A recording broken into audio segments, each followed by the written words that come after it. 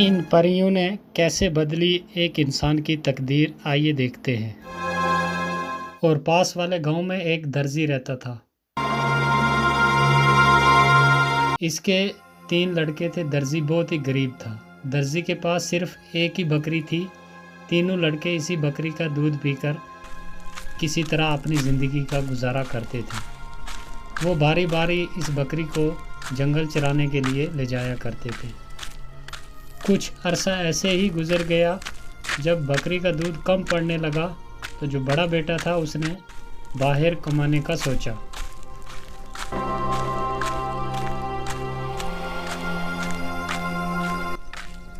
फिर वो बाहर कमाने के लिए चला जाता है। वो चलता रहा।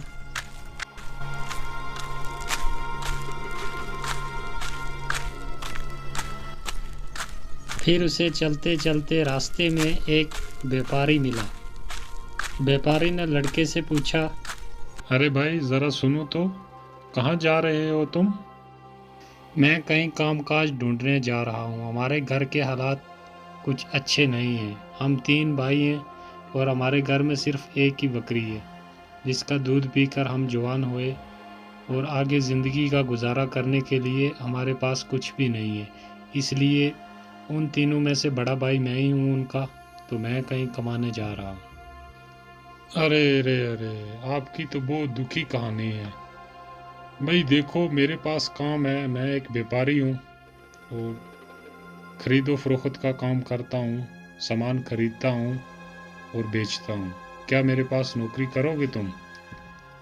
हाँ, क्यों नहीं। मुझे तो काम ही करना है। अगर आप मुझे काम पे रख लें तो इससे मुझे और अच्छा क्या चाहिए। ठीक है, तो आओ मेरे साथ चलो। ये बोलकर व्यापारी उसे अपने साथ लेकर चला गया। व्यापारी ने लड़के को अच्छे तरीके से खरीदने और बेचने का काम सिखा दिया। लड़का अपना काम बहुत ही बड़ी ईमानदारी के साथ, मेहनत के साथ करता। थोड़े दिनों में व्यापारी के काम को बहुत आगे बढ़ाकर ले गया और व्यापारी बहुत खुश हुआ उस पे, उसकी मेहनत को देखकर उस पे बहुत खुश हुआ। और व्यापारी पहले से भी बहुत बड़ा अमीर हो गया।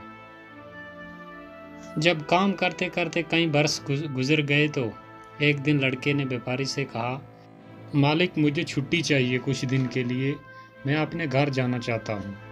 काफ़ी अरसा गुजर गया है आपके पास काम करते करते, तो मैं सोचता हूँ कि एक बार उनसे मिलकर आ जाओ। हाँ, ठीक है, कल तुम्हें छुट्टी मिल जाएगी। तुम कल सुबह चले जाना, ठीक है। और हाँ, एक बात, तुम्हारी ईमानदारी के बदले मैं तुम्हें एक अजीब व गरीब गधा देता हूँ। ये गधा अपने साथ ले जाओ। इस गधे की खूबी ये है कि जब तुम इसके मुंह पर थैली बांध कर कहोगे उगल, तो ये सोना चांदी फौरन उगलेगा। चाहे थैली कितनी बड़ी क्यों ना हो, फौरन भर जाएगी। इससे तुम्हारा और तुम्हारे परिवार का अच्छे से गुजारा हो जाएगा। अरे मालिक, धन्यवाद, आपने इतनी अच्छी चीज़ मुझे दी। तो अच्छा, मैं चलता हूँ। लड़का गधे को लेकर खुशी खुशी घर रवाना हो गया।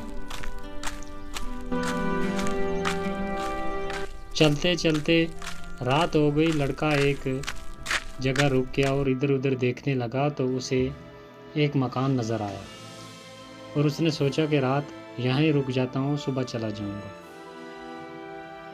लड़का जब इस घर में गया तो वहाँ एक आदमी रहता था और उससे कहा, भाई साहब मुझे रात काटनी है, क्या मैं रात रुक सकता हूँ आपके पास? हाँ भाई, क्यों नहीं, ये मुसाफिर खाना ही है। आने जाने वाले लोग जो भी होते हैं रात इधर ही रुकते हैं, आप भी रुक सकते हो, कोई दिक्कत नहीं। अच्छा, तो फिर भाई मेरे लिए अच्छा खाना लेकर आओ। जो आपके पास सबसे अच्छा खाना है वो लेकर आओ मेरे लिए। लड़के ने अच्छे पकवान मंगवाए, अच्छे खाने जो उसके पास थे। ठीक है, तुम इधर आराम करो, मैं तुम्हारे लिए खाना लेकर आता हूँ। अरे ये लो, तुम्हारे लिए खाना आ गया, अब खाना खाओ और आराम के साथ सो जाओ। खाना खाने के बाद उस लड़के ने कुछ सोने के टुकड़े उस आदमी को दे दिए और वो बड़ा खुश हुआ और सोचने लगा कि ये सोने के टुकड़े इसके पास कहाँ से आए। हो ना हो, लेकिन इस गधे में कोई खूबी ज़रूर है, ये सोचकर वो आदमी जागता रहा। जब लड़का सो गया, उस आदमी ने वो गधा चुरा लिया और उसकी जगह दूसरा गधा आनकर बांध दिया। लड़का सुबह उठा और उसने गधा साथ लिया और चल दिया। लड़के को कोई पता नहीं था कि उसका असली गधा जो अपना था वो चोरी हो गया। जब वो खुशी खुशी घर पहुंचा तो उसे देखकर उसका बाप और भाई जमा हो गए और खुशी खुशी बातें करने लगे। फिर बाप ने बेटे से कहा, बेटा परदेश में क्या क्या सीखा? पिताजी, व्यापार का काम सीखा, खरीदने और बेचने का काम सीखा। मैं एक व्यापारी के साथ नौकरी करता था। अच्छा, अरे वाह। फिर हमारे लिए क्या लाए हो? मैं आपके लिए ये गधा लाया हूँ। अरे बेटा, गधा लाने की क्या ज़रूरत थी? ऐसे सैकड़ों गधे यहाँ मारे मारे फिरते हैं। नहीं पिताजी, ये कोई मामूली गधा नहीं है, इसमें बहुत ही एक खूब बात है। वो क्या खास बात है बेटा, ज़रा हमें भी तो बताओ। पिताजी, इसमें खास खूबी ये है कि इस गधे के मुंह पर अगर एक थैली बांध दो तो इसको बोलो उगल, तो ये फौरन सोना चांदी उगलता है, और थैली कितनी बड़ी हो फौरन भर जाती है। तो ये एक जादुई गधा है। जब ये बात बेटे ने बोली तो बाप उसकी तरफ बड़ा शक की नज़रों से देखता रहा और सोचता रहा कि ये क्या बोल रहा है, क्या ये सच हो सकता है। आखिरकार लड़के ने अपने बाप का शक दूर करने के लिए अपने भाइयों को पास खड़े बुलाया और लड़के ने उस गधे के मुंह पर थैली बांध दी और कहा उगल, लेकिन गधा जहाँ का तहाँ वहीं खड़ा रहा। लड़के ने कई बार बार कहा कि उगल, लेकिन नतीजा कुछ भी ना निकला। थैली जैसे ही खाली थी वैसे की वैसे ही रही और गधा चुपचाप खड़ा रहा। और लड़के की समझ में आ गई बात कि जहाँ मैं रात ठहरा था उस आदमी ने ज़रूर उस गधे मेरे को चोरी कर लिया और उसके बदले मुझे ये दूसरा गधा दे दिया। और लड़का बाप के और भाइयों के सामने बहुत शर्मिंदा हुआ। फिर लड़के ने अपने बाप को और भाइयों को अपना सारा किस्सा सुनाया, जैसे वहाँ से चला था, व्यापारी ने उसे क्या बोल कर दिया और वहाँ उसने अपने आँखों से भी देखा था। फिर वो जहाँ रात रुका और उसके साथ क्या हुआ, सब हाल सुना दिया अपने बाप को और भाई को। ये सुनकर तो अब दूसरे भाई ने सोचा कि अब मेरी बारी है, मैं कहीं कमाने जाता हूँ। तो वो निकल जाता है सफ़र पर। वो बराबर कई दिन चलता रहा, दिन में चलता और रात को एक पेड़ के नीचे सो जाता। सुबह फिर अपना सफ़र जारी कर लेता। फिर एक दिन चलते चलते उसे एक बुढ़िया मिली जो एक नदी के किनारे एक छोटी सी झोंपड़ी में रहती थी। लड़का भी उस बुढ़िया के साथ रहने लगा। जो काम वो बुढ़िया उसको बतलाती वो उसे बहुत मेहनत और ईमानदारी के साथ कर देता था। बुढ़िया भी उसके काम से बहुत खुश थी। लड़के ने एक दिन उस बुढ़िया से कहा, मुझे ना अपने घर जाना है, तो मैं फिर वापस आ जाऊंगा, कुछ दिन के लिए मैं अपने घर जा रहा हूँ।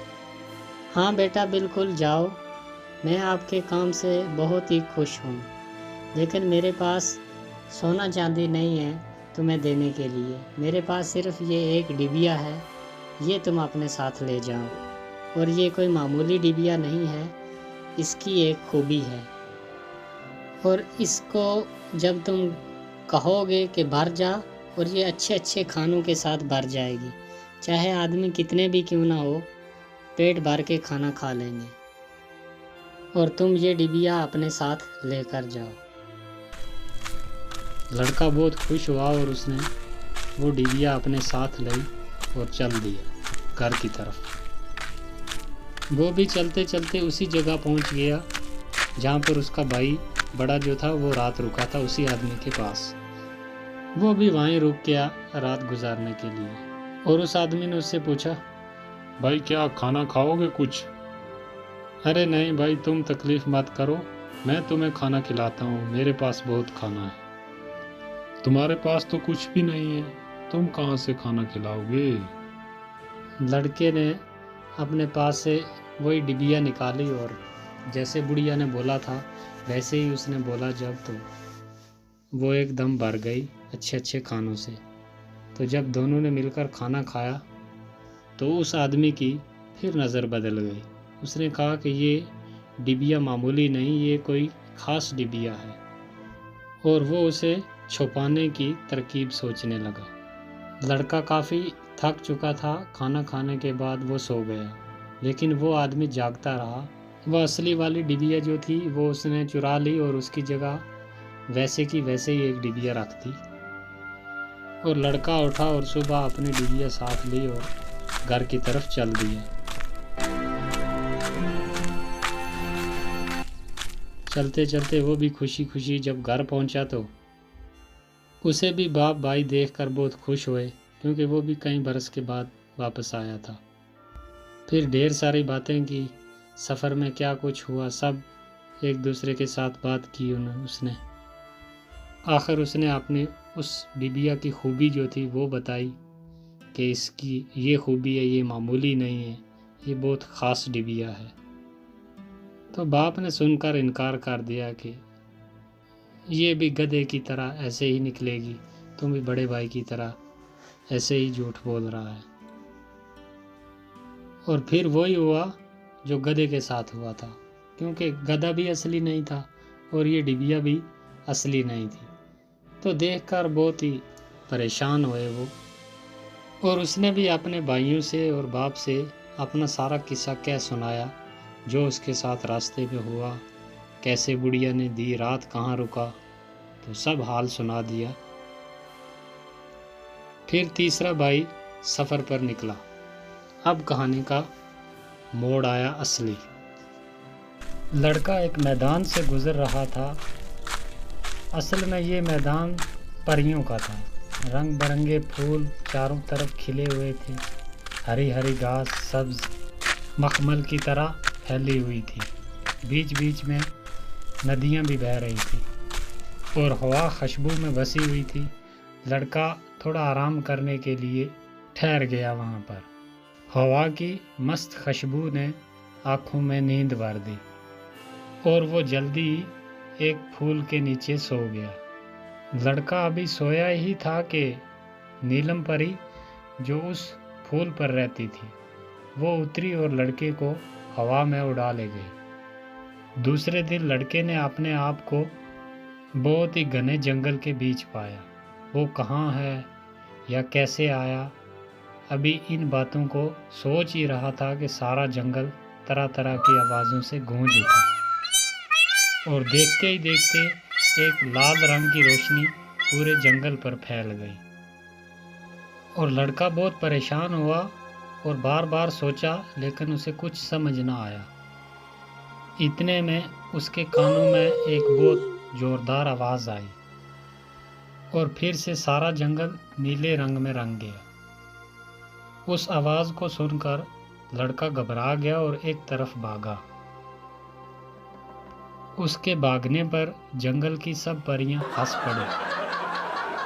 दरअसल बात यह थी कि परियां लड़के के साथ खेल रही थीं। जब परियों का खेल खत्म हो गया तो नीलम परी उस लड़के के पास आई और लड़के को बोली, तुम हमारे मैदान में क्या कर रहे हो? मुझे नहीं मालूम था कि मैदान आपका है। यहाँ आना मना है क्या? अब दोबारा कभी भूल कर भी नहीं आऊँगा। क्यों, मैदान पसंद नहीं आया क्या? नहीं नहीं, वो बात नहीं। मैदान तो मुझे बहुत पसंद है, लेकिन जंगल मुझे पसंद नहीं। क्यों, डर लगता है जंगल में क्या? जी हाँ, बहुत डर लगता है। ओह, ये बात है। अच्छा, तो अपनी आंखें बंद करो कुछ देर के लिए।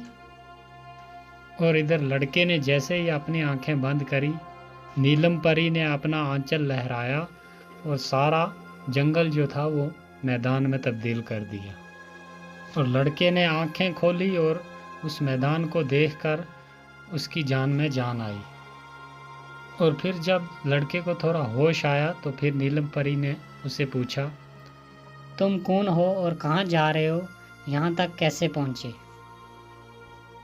फिर लड़के ने सारा किस्सा सुना दिया कि हम ऐसे ऐसे 3 भाई हैं, उनके साथ ऐसे धोखा हुआ। पहले के साथ उसका गधा चोरी कर लिया, फिर दूसरे भाई की डिबिया चुरा ली, तो अब मैं वो वापस लेने जा रहा हूँ। परी ने ये सुनकर अपनी छड़ी हिलाई और वहाँ पर जिन को बुला लिया। क्या हुक्म है मेरी मलका? मैं हाजिर हूँ, आप हुक्म कीजिए, मेरे लिए क्या हुक्म है? फिर परी ने हुक्म दिया जिन को कि जाओ तुम एक आदमी के पास, उसने गधा चुरा लिया है, वो वापस लेकर आओ, और एक इस आदमी के भाई की एक डिबिया है, वो भी वापस लेकर जल्दी मेरे पास आओ। तो जिन हुक्म पाते ही वहाँ से उड़ गया। यहाँ कुछ ही देर गुजरी थी कि जिन वापस हाजिर हुआ। उसने वो गधा भी और वो डिबिया भी, दोनों चीज़ें वापस लेकर आ गया। परी ने लड़के को कहा कि ये अपना गधा और ये डिबिया भी ले जाओ, और मेरी तरफ से ये एक डंडा भी अपने साथ ले जाओ। और परी ने कहा कि जब कोई तुम्हारा दुश्मन आ गया तो इस डंडे को हुक्म देना, फिर ये डंडा उस आदमी की पीठ पर बहुत खूब नाच दिखाएगा, और इतना मारेगा ये डंडा उस आदमी को कि वो आदमी फौरन वहीं बेहोश हो जाएगा। लड़का अपनी सब चीज़ें साथ लेकर घर जाने के लिए जब तैयार हुआ तो नीलम परी ने जिन को हुक्म दिया कि इस लड़के को बाहिफाजत इसके अपने घर तक पहुंचा कर आओ, ये तुम्हारी जिम्मेदारी है। और जिन ने हुक्म सुनते ही सारा सामान उठाया और लड़के को अपने हाथ पर बिठाकर हवा में उड़ गया।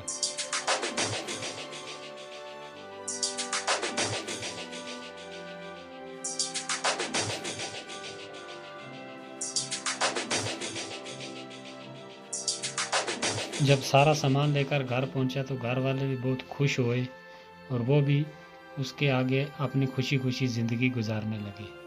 तो दोस्तों, कहानी अच्छी लगी तो वीडियो को लाइक करें और चैनल को एक बार ज़रूर सब्सक्राइब करें।